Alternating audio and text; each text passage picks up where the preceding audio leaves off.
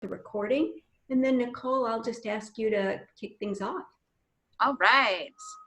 Well, thank you all for joining us for Wellness Wednesday. We're really excited to just provide this as an opportunity for buyers of our new villas and also some other friends to be able to just learn and share some perspectives and really just have some nice social interaction. So we're really grateful to have this, and thank you all for joining. So now we'll hear about brain power. We're excited.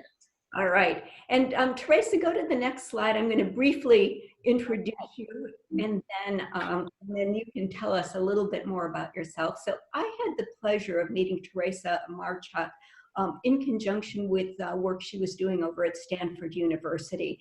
And I'm thinking it was about a year ago. She gave just an excellent webinar on the aging warrior. And I thought, oh my gosh, how perfect is that? Because I could identify with it. And as a result of that workshop, I followed up with her. I found out that she really specialized in exercise and osteoporosis. And it was just so helpful for me to work with her and find out what was safe, what was unsafe, how did I need to modify my exercises. So since then, we've been collaborating on things, and I'm just delighted that she could be here today for Wellness Wednesday. So Theresa, let me go ahead. I'm going to mute everyone else, and then we will unmute you, and you can go ahead and take it away. All right. Well, I'll just go through this really quickly. I'm a licensed PT, a certified Pilates teacher, a former professional dancer with the Martha Graham Dance Company. I'm a volunteer for American Bone Health and a creator of the Bone Smart Pilates method. On a personal side, I am a mom of 2 wonderful children and a wife of my husband, Tom. And this picture was taken on Mother's Day, and strong as a mother, I think represents that Mother Earth, motherhood, and the strength that we have to be mothers and caretakers in this world. So what we're going to cover today is we're going to look at some research around exercise and cognition. Then we'll touch on the current clinical study that I'm in for preventing cognitive decline. And finally, we'll experience physically some exercises similar to what I'm learning about in my study. So looking at the brain, let's look at some terms used frequently so we can get on the same page. So we have neurogenesis, which is the process of creating new neurons. And the surprise is that even as an adult, we can have neurogenesis. Synaptogenesis is the creation of connection between nerve cells and brain, so that communication between each other. We're going to be looking at processing speed, and this slows down as we get older, and we need to practice it. The brain it's very similar to our muscles in that we got to use it or we lose it. Now, neuroplasticity is a big buzzword in the neuroscience field and exercise field. And that's the brain's ability to change its structure, its function, and organization in response to new and novel experiences. Now, most organs decline with age, but the good news is the brain changes, but can learn and grow at any age. So that's really positive for us. So looking at things that promote neuroplasticity, or things that have an effect of positive neuroplasticity, that would be active lifestyle. And that helps not only the body, but it stimulates your brain. Good nutrition is also not only good for your body, but your brain needs good nutrition as well. Good sleep hygiene. Sleep is when brain healing occurs.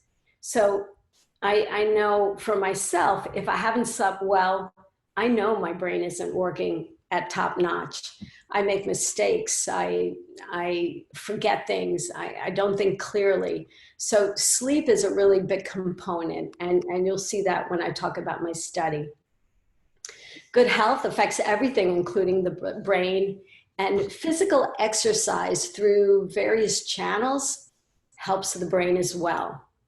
So if you think about neuroplasticity, it's fluid, kind of like blood pressure. It's constantly in flux rather than something static like your height. And then if you look over on the right of the slide, you see cognitive reserve, and that's the ability to resist damage to the brain. So we want to have a lot of cognitive reserve, and all of those things that I listed on the left help with cognitive reserve, help with the brain. Cognitive ability is simply the brain skills that help us to complete tasks, and cognitive functioning allows us to navigate complex tasks and maintain our independence in a complex world. So the Alzheimer's Association's conclusion is that regular physical activity and management of cardiovascular disease risk factors like hypertension, obesity, smoking, diabetes, they all reduce the risk of cognitive decline and may also reduce risk of dementia. So physical activity and managing of those risk factors is really important for our brain health.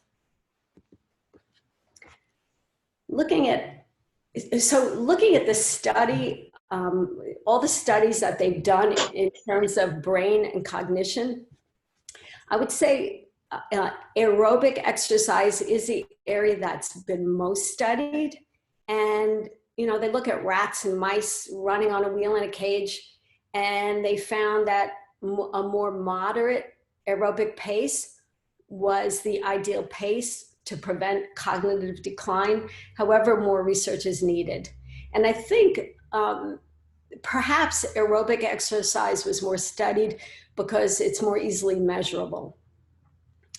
Now, BDNF is increased with aerobic exercise, and that's a hormone that protects and repairs your brain cells. So that's a really good thing. And it improves learning, memory, and mood. And it's in your hippocampus, and that's in the temporal lobe of your brain, which is the center of learning and emotion. So that's why we see memory improve and depression decrease with aerobic exercise. Aerobic exercise also provides better blood flow to the brain, which is vital. And with inactivity, we see a decrease in blood flow. And we often see that with sedentary older adults. And that's consequently going to negatively impact the brain and promote cognitive decline, which we don't want. So what's good? Walking, jogging, dancing. So there was this longitudinal study done that looked at the effect of exercise, cardiovascular exercise, and gray matter in the brain. And what they found was in the study, the people most active, over 65 years old in the study, had more gray matter in their brains in the parts related to memory and high-level thinking as compared to their peers. And they found a 50% less risk 5 years later of experiencing memory decline or developing Alzheimer's. So even gardening falls into this, this paradigm. So walking, cycling, swimming, dancing, and they may all substantially reduce the risk of Alzheimer's disease. Now, resistance training, on the other hand, increases a hormone called IGF-1, and that increases protein synthesis. It promotes fat utilization, and it helps with diabetes and obesity. And a decrease in that hormone is linked to age-related cognitive decline. So resistance training kind of serves as a form of cognitive training, and perhaps it may be because if you think about resistance training, rather than running. It's a little more mindful. Maybe you're thinking about alignment, you're thinking about pace, you're thinking about form, you're thinking about your breathing. So it's multidimensional, a little more complex. I have Pilates written down too, because that is very multidimensional. It's very a mind-body approach. And there are other things that would fall into that as well.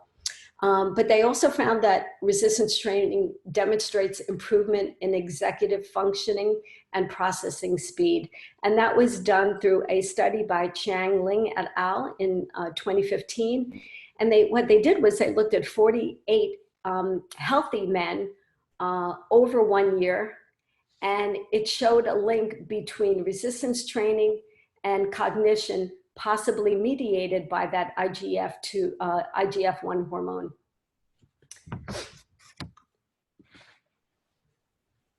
So in 2018, there was a scientific report showing these highlights.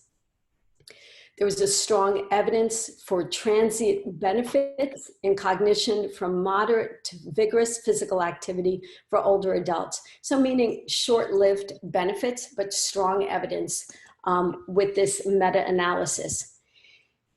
There was strong evidence for greater amounts of physical activity associated with reduced risk of cognitive decline and dementia. Is everyone muted, Sally? I don't hear you. That's okay. Okay, we're good.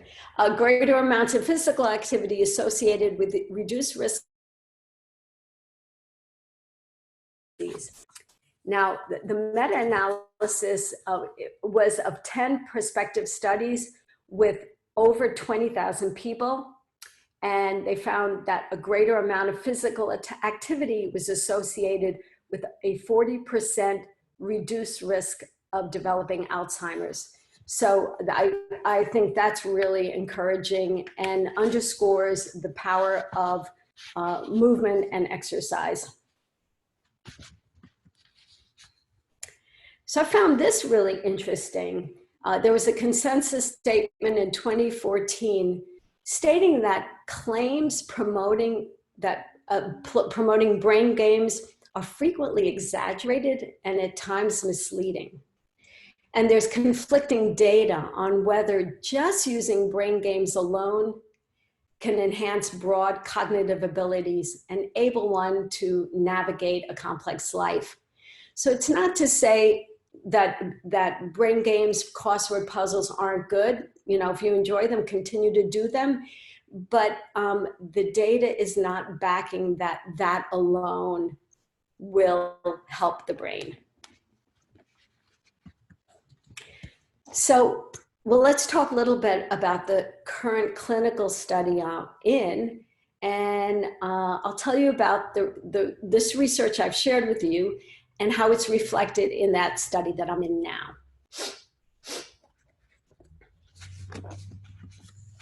So this is the book. The End of Alzheimer's is the name of it.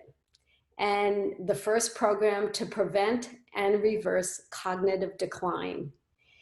The author is Dr. Dale Bredesen, and I came upon this book through an article in my local newspaper, the Los Altos Town Crier. And this woman, Ann Battle, wrote an article in the paper talking about her family risk and coming upon this book and how it gave her hope that there was something else you can do besides prescription meds, proactive steps that you could take to change the trajectory of your future, especially if you might have a gene that predisposes you to Alzheimer's. So I am in this study. I was accepted on December 7th of 2019. It's a 9-month clinical study to prevent and reverse cognitive decline. This Recode is short for reversal of cognitive decline, is a multimodal approach. And these are some of the components of what I'm doing on a daily basis. I'm on a ketogenic diet.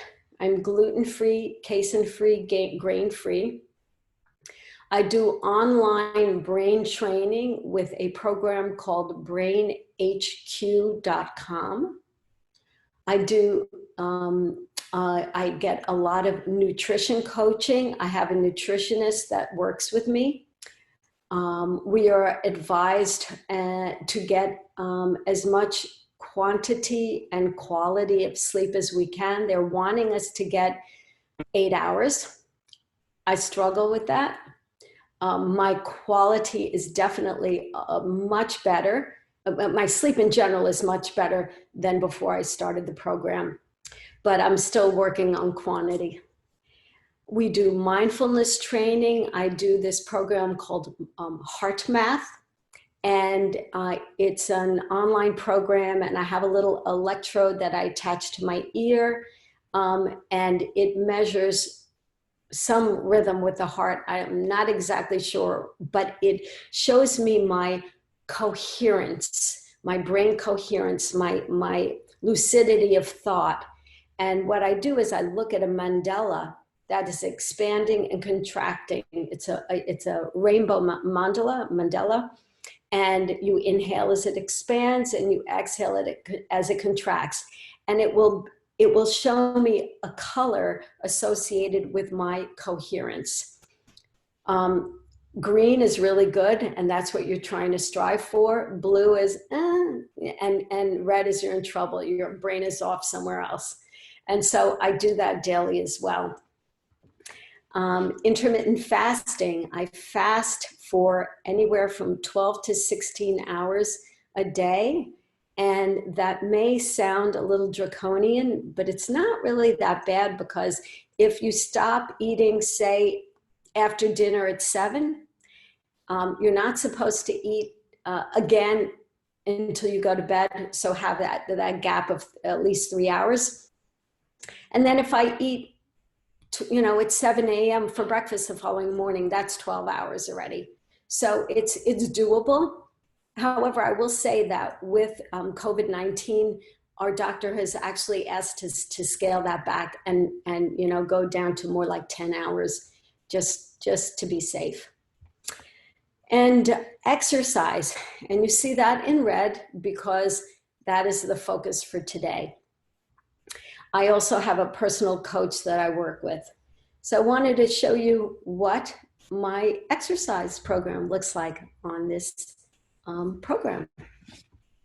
So my exercise prescription is, and this is for everyone, not just me, all of the clinical study participants, strength train 3 times a week for a minimum of 30 minutes each time. And I just personally enjoy and do Pilates, and I also do weights. We are required to do aerobic exercise 6 days a week. And I tend to do walk, run, hike, and bike, and for a minimum of 30 minutes. I usually do about an hour. And then high intensity interval training at least twice a week. And I will be happy to answer more questions about the study afterwards. If you wanted a segue and have a question about something else within the study, but I'm going to stay focused on the exercise as we continue on. So dual tasking, something I've learned from my research and the study that I'm in, is the concept of dual tasking. And that's the concurrent performance of 2 tasks that have separate goals, and which is necessary to be able to live and function in our world. And what I found is that the research shows that the ability to dual task diminishes with age, resulting in increased reaction time. So you're not as quick to react and respond. There's a reduction in walking speed. There's an increase in running into things. And I think because of that increased reaction time, not being able to catch yourself, there's increased fall risk. So the question I pose is there a preferred method of exercise for cognitive enhancement in older age? That's what we want to really know. So we've seen already that crossword puzzles on their own may not be cutting it and doing what they claim to do. But we already have proof that physical exercises improve cognition. So wouldn't it make sense to combine both the physical and the cognitive into one program? So that's where dual task training comes in. And in dual task training, we're combining cognitive activity and physical activity. According to Bamitis et al. In 2014, they said that, quote, we assume that physical exercise increases the potential for neurogenesis, while cognitive exercise guides it to induce positive plastic change or neuroplasticity, as we talked about. So if you look on the left at this diagram, we have cognitive activity melted together, guiding, with physical activity facilitating, meshes together, improving neuroplasticity. So that concept of dual task training, since dual task activities are something that is compromised and more difficult as we age, dual task training is a way to focus on improving that. So some examples of dual task training might be martial arts. So if you think about martial arts, there's a quick change, combative opponent aspect to it. There might be sparring, so you've got to judge and anticipate emotions coming in. So there's physical, and then there's the mental, yoga and Tai Chi. Dual tasking cognitive and physical activities. And I'll show you some examples of that as we go on. Novelty skills, something new, picking up something new that challenges your brain. So you're not doing just the same old. Ping pong is really good. I never played ping pong, but that requires a lot of fast coordination, motor. And if you're moving fast, you're also getting the physical. Pickleball is becoming the #1 rising sport with baby boomers. And that also challenges or brings in cognition and motor function and aerobic. And dance, of course, my first love, brings in memory, coordination, and the physical component. So looking at that versus say just walking, where you might not, it's automatic and you're not thinking about it, so the brain is less involved. So why don't we do some brain training together right now? So for this, I'm going to ask you all to stand up. Don't you love that? And I'm going to move this computer over so I can stand and you can see me. I'm just going to do a few different things. All right.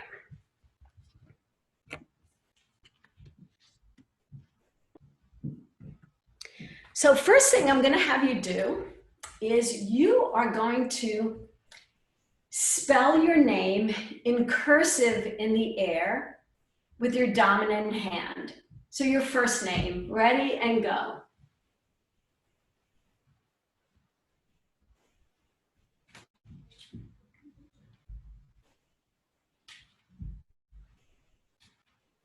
All right, probably not that hard. Let's do it with your non-dominant hand.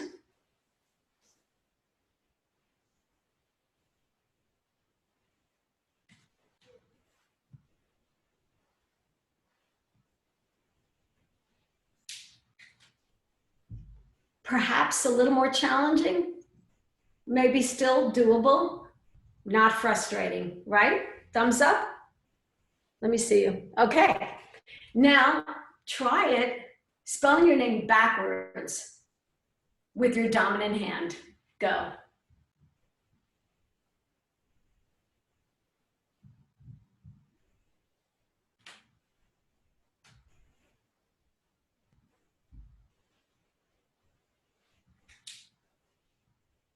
So I don't know about you, but that was definitely slower processing speed for me. Yeah, yeah, definitely. Now let's try it with your non-dominant hand backwards. Ready? And go.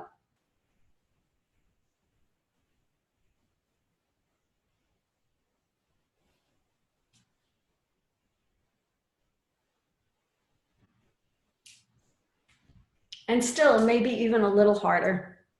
Maybe not. So what were we doing? We were using motion, so a motor task combined with cognition to create that challenge to the brain. Let's do some more examples. So if you happen to have a ball handy, go ahead and grab it. I'm going to just use, I have a softball here, and I'll wait. I see someone going looking for a ball. Go ahead, Gina. Go ahead and get your ball. I'll wait for you.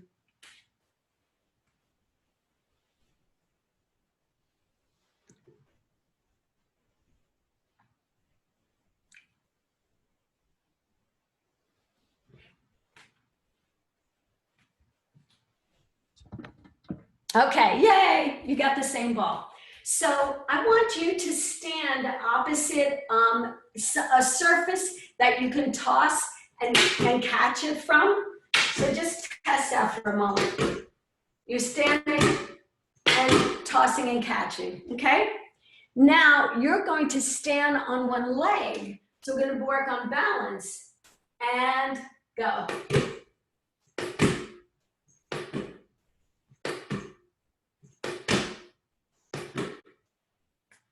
So there we're combining two motor tasks: balance, weight bearing on one leg, and that hand-eye coordination. A challenge to the brain. Let's up it a little bit more. So these are some exercises, some examples of things that you can do independently. So you can sidestep as you toss a ball and catch it to yourself. So sidestep, catch, side. I almost hit my face. Okay, so that's making a little more complex than just standing still. That, and you can do that slow, and then you can do that faster. So varying speed. So you can target, when you're doing these exercises, target speed, memory, executive functioning, or maybe targeting more attention. So memory would be looking at 4 cards. So let me see if I have cards here. I don't have any playing cards handy right now, but with that said, you'll get the idea. So let's say you look at 4 cards, and I want you in your mind to think of 4 cards, write it down, and then flip it over. So like maybe a 4 of hearts or a 6 of diamonds, whatever it is. Go ahead and write it down, and then after you've written down four of those things, I want you to turn it upside down. Give yourself a moment to look and so that you remember what it is.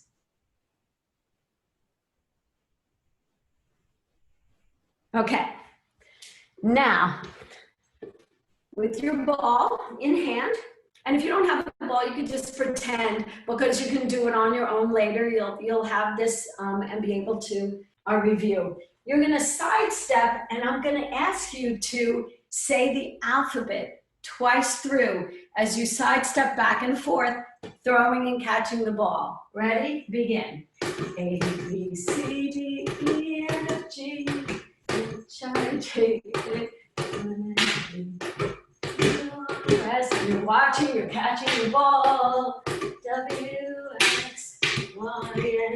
alphabetically, and we'll say for the matter of time that you've done it through another alphabet.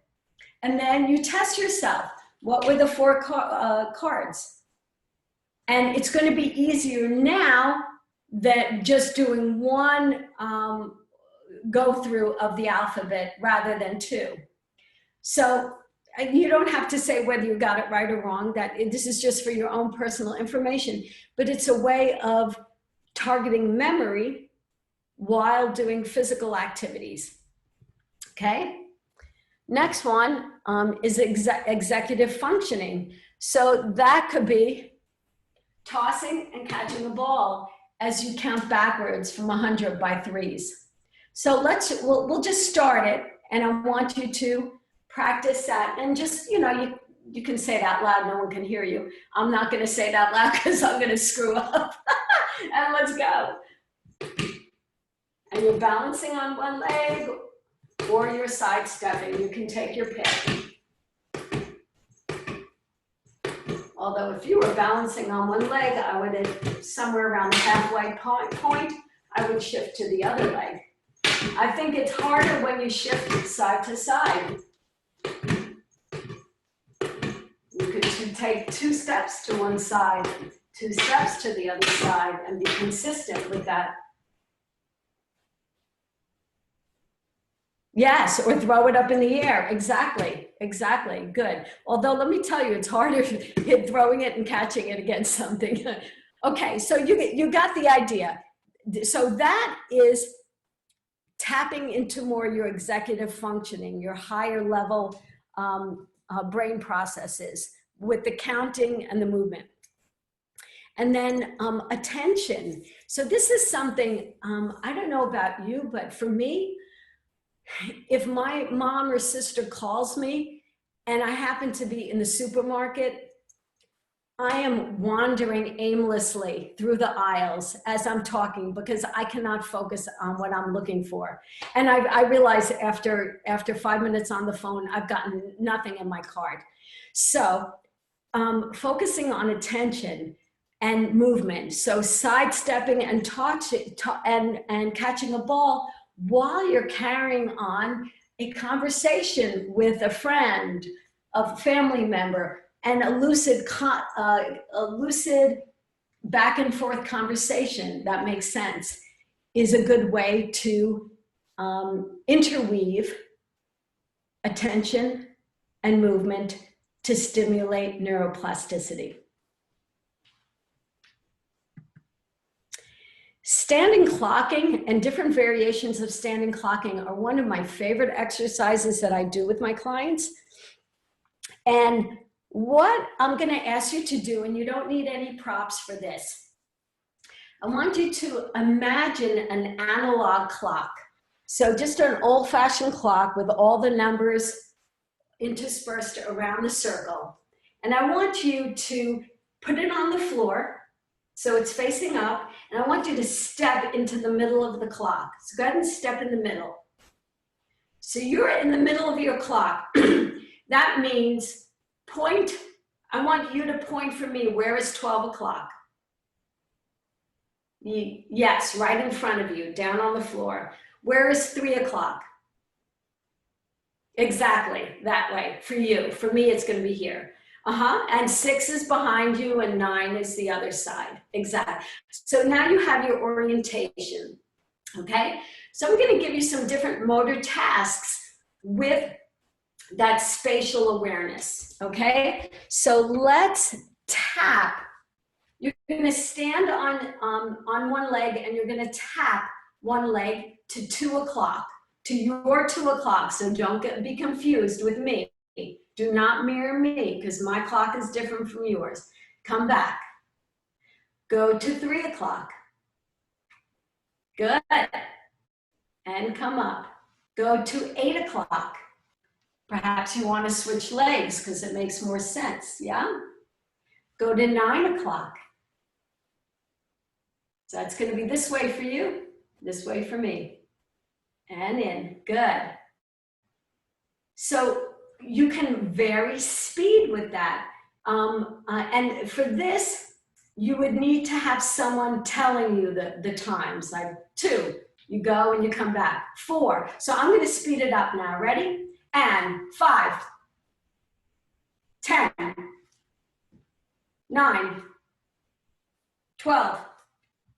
Whoop, forward. Okay, so that's tapping. Lunging is similar. You're just lunging and bending to the clock time. So we're adding a little bit more physical. Let's go to 3. Good, and come in. Go to 10.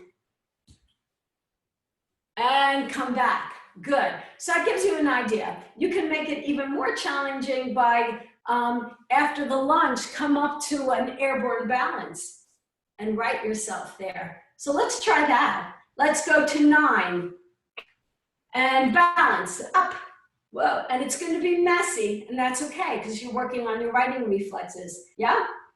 You can do travel to. So if I say a clock time, you go to it. 2 o'clock and come back.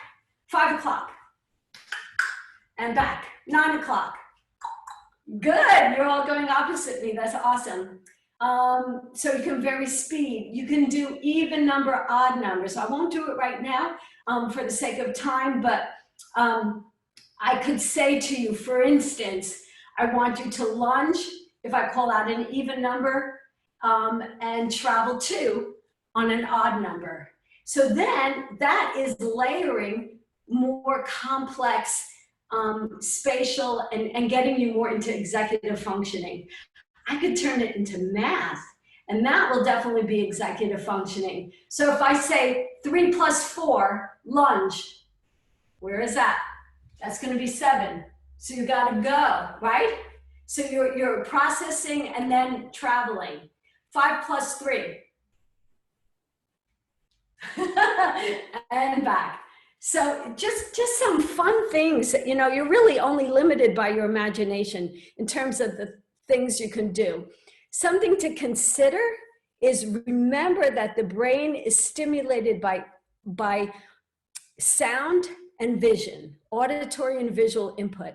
So if eyesight and hearing diminish, your cognition diminishes. So you really want to let go of the vanity and wear hearing aids or glasses so that you can get that input to your brain.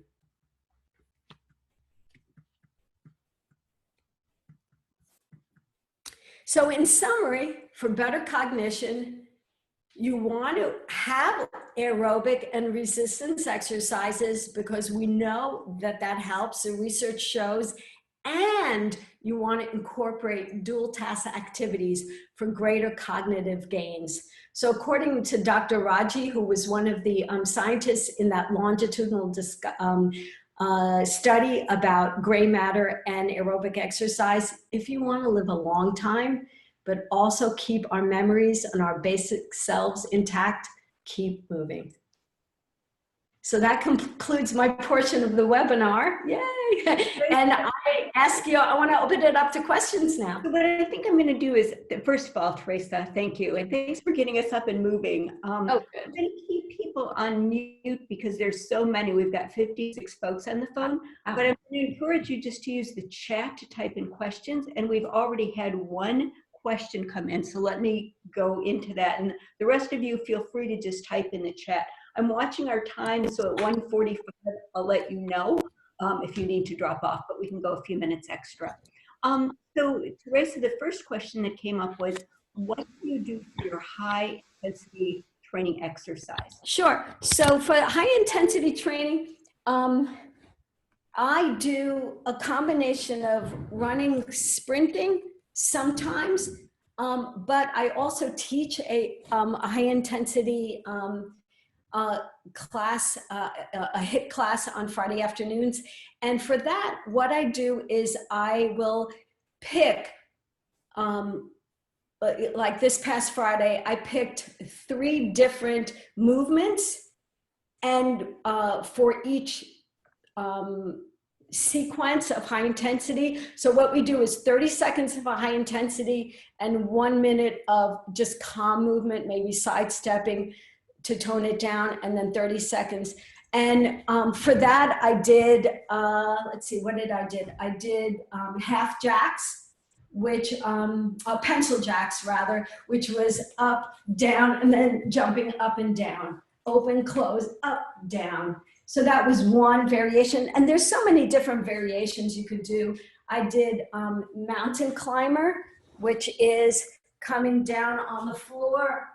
You can see me, and then just coming in and out with the knees, keeping that plank position. And then I did half burpees, which is just a down and then spring down and out into a plank. So yeah, that's just some examples. What else? What we can do is we can include, somebody asked if the recording is going to be available. Yes, we'll send out a link to the recording, and then just some of these other tips, like giving a link to your Friday HIIT class, we can include that as well. Here's the next question. Does aerobics 6 days a week need to be done all at once, or can it be accumulated throughout the day, like 10 minutes at a time? Yeah, it can be accumulated. Yes, yes. But I think, you know, it's interesting because I think I depend on my Fitbit, and this is how I track my progress and my gains and how I get my data for my sleep and for my exercise. And I find if I do aerobics for 9 minutes and stop, it doesn't track it as activity. So it's got to have that minimum 10-minute benchmark. Because I remember there was one night where I was at like 25 minutes of cardio, and I was trying to get to 30. And I was upstairs, like doing crazy things, just, you know, at night before I went to bed, trying to get my 30 minutes. And it wouldn't do because 5 minutes would not register. So I'm like, oh God, I'm too tired for this. Here's the next question. It's a great one. It says, what do you suggest for disabled people who need to, for exercise? These people might need to hold on to something, or they might need to sit, for example. Oh, totally. You can do, God, I taught a class this past Mother's Day that was totally accessible. It was a free gift to my community, to the world. And I taught it in a way that was, that we didn't have to go down to the floor, and it could be done standing or sitting. So I had exercises with resistance bands, or if they didn't have the resistance bands, they could do soup cans, or even just the weight of their arms might be enough. You know, just doing this with the weight of your arms, you do that for a minute and your arms are going to feel really heavy. There's a lot you can do, and you don't have to be up and running. I have 2 more questions that were posted, and then what I'll do is we'll go to the next slide, and then for people who need to leave. But this one it's a great one. How about learning sign language as a mental and somewhat physical coordination activity? Does that count as tool? So I love sign language, and I learned it back when I was in college. And the reason I became enamored with it is because it's movement as dance. It's dance. And the way you see people, interpreters, using their face and their arms, yes, I would say absolutely it would help cognition. Yes, yeah. Okay, I'm going to take this one last question. Is running on a treadmill, listening to music, and reading closed caption on TV at the same time considered dual physical and cognitive workout? I would say no. It's a little mindless. No. Mindless. And then the last one here is it okay to run 7 days a week? I would say it depends on the person, their joint health. So that would be individual. I would get advice personally for yourself on that. In terms of the running on a treadmill, watching, I wouldn't say don't do it, because you're still getting the blood flow to the brain. You're getting, the hormones releasing. So I would not stop doing that if that's something you enjoy. Cool.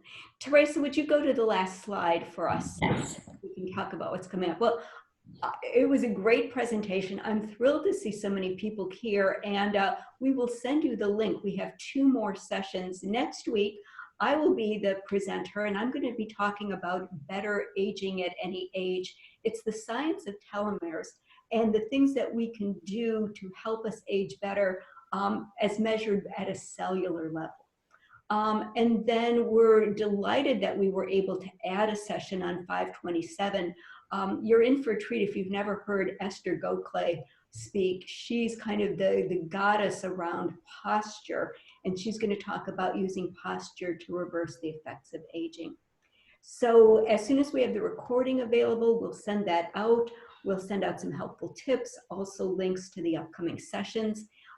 Everyone can drop off if they need to, but Theresa, hang around in case we get a couple more questions, if you would. Sure, and thank you everyone who need to drop off for joining. I really appreciate your participation and presence. That really means a lot to me.